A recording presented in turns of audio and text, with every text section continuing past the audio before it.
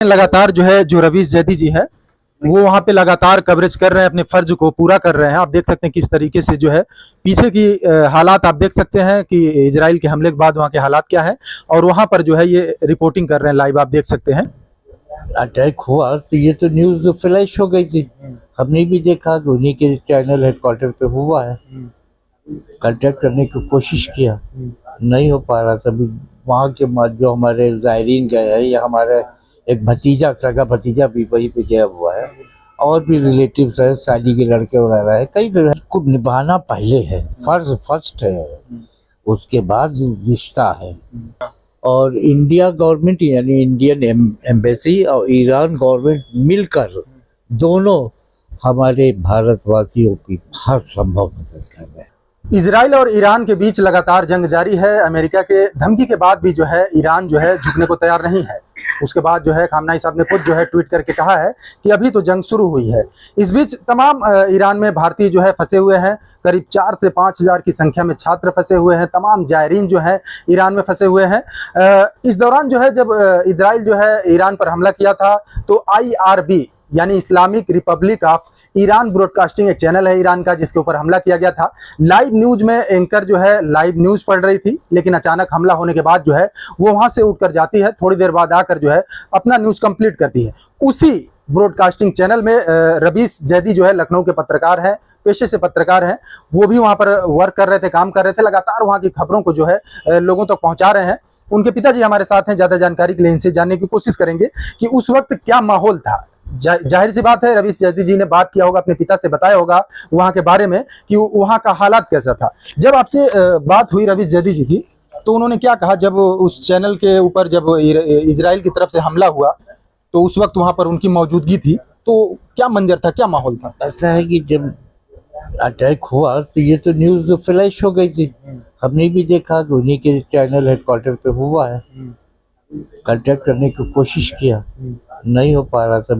वहाँ के जो हमारे जायरीन गए हैं, या हमारे एक भतीजा, सगा भतीजा भी वहीं पे गया हुआ है, और भी रिलेटिव्स है, शादी के लड़के वगैरह है, कई है जान पहचान के। अच्छा, आपके रिलेशन में कई लोग वहाँ पे फंसे हुए? हाँ, मतलब कुछ लोग तो रह रहे हैं। अच्छा, बहुत सालों से रह रहे हैं।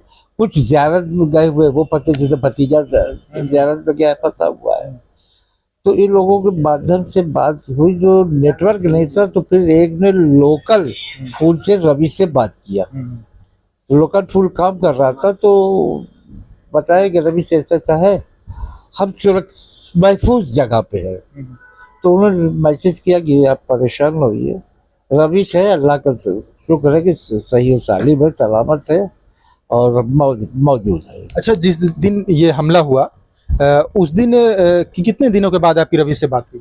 उसी दिन मेरी वाइफ की डेथ हो गई थी। अच्छा, तो रवि से कांटेक्ट करना चाहते हैं कि तुम आ जाओ, लेकिन जब हालात। अच्छा, उनकी वालिदा का उसी दिन इंतकाल हुआ जिस दिन हेडक्वार्टर पे हमला हुआ था? हाँ, उसी दिन तो ईरान पे तो उसी दिन ईरान पे फ्लैश हुआ था कि अटैक हुआ। तो ये तो तय हो गया था एयरपोर्ट बंद है, तो लेकिन उसको बात नहीं हो पा रही थी, नेटवर्क नहीं मिल रहा था। तो ये हुआ कि अब तो आएंगे नहीं, बॉडी का डिस्पोजल किया गया। ईरान और इजराइल में जिस तरीके से जंग चल रही है, कैसे देखते हैं इस पूरे? इस्राइल अत्याचारी है, वो जुल्म कर रहा है बच्चों पे, वहां भी किया, गाजा में भी किया, हजारों बच्चे मर्द औरत शहीद हो गए। वो तो जालिम है, जालिम हुकूमत है, उसको तो नीस्त नाबूद होना चाहिए। मेरी तो अल्लाह तो दुआ है कि पालने वाले इसराइल को नीस्त नाबूद कर दे, ये मेरी दुआ। क्या चाहते हैं आप? रवीश जैदी जी अभी वहाँ पर मौजूद हैं, यहाँ की सरकार लगातार जो है गाइडलाइंस भी जारी की है, वहाँ के लोगों को बुला रही है। क्या चाहते हैं कि वहाँ पर रह के अपना फर्ज अदा करें या फिर वापस आ जाए? ये तो देखिए, एक बाप की हैसियत से पूछ रहे हैं, तो यही चाहूंगा कि बेटा हमारे सामने हो, जो हकीकत है, जो हर बाप सोचता है। लेकिन अगर फर्ज निभा रहे हैं, इंसानियत की मदद कर रहे हैं, तो ये उनकी मर्जी है, रुके करें, आपको प्राउड होगा इस बात पे। आप खुद एक अधिकारी रहे हैं और सेवाएं दी है, आपको पता है कि फर्ज क्या होता है।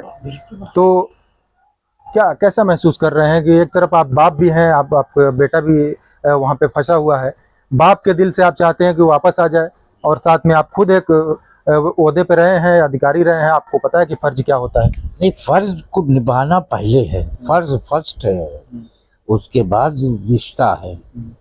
फर्ज को निभाते हुए अगर शहीद हो जाए तो बहुत बड़ी प्राउड की बात है। रिश्ते तो बनते बिगड़ते रहते हैं।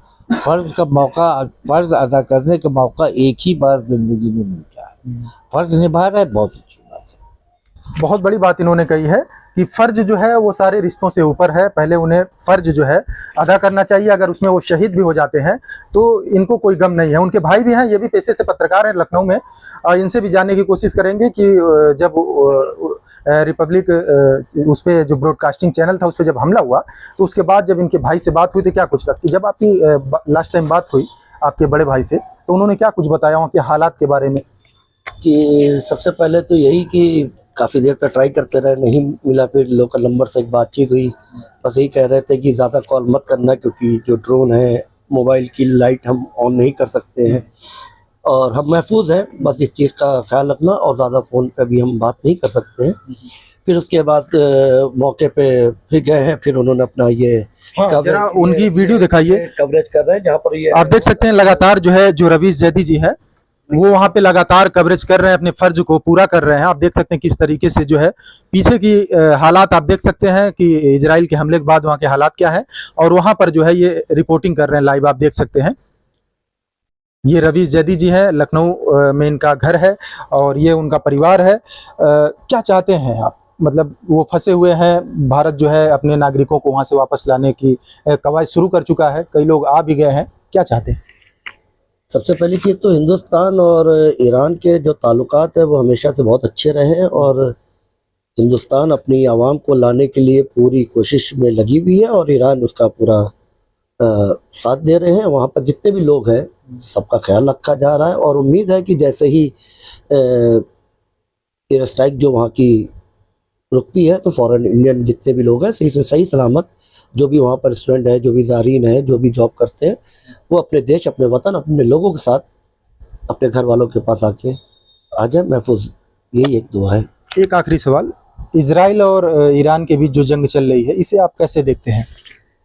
इजराइल और ईरान की जो जंग है इसको अगर देखा जाए तो कहीं से राइट नहीं था कि इजराइल को कि न्यूक्लियर जो परमाणु उसका है उस पर उसको अटैक करने का कोई राइट ही नहीं है।